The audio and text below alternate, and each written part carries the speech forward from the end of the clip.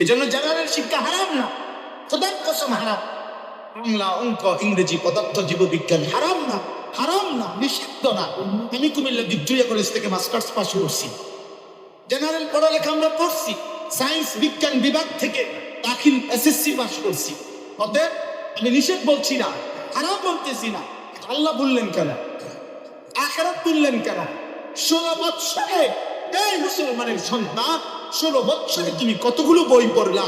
মালিকের একটা কিতাব আল্লাহর কোরআন, এটা পড়লা না কেন?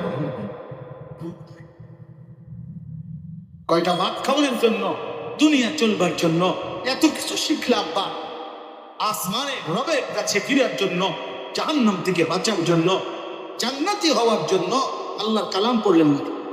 এটা হুজুরদের কিতাব, মাদ্রাসার কিতাব, এটা এটা তো পৃথিবীর কিতাব, এটা তো জাতির জন্য, এটা মানবতার জন্য, এটা কুল কায়নাতের জন্য।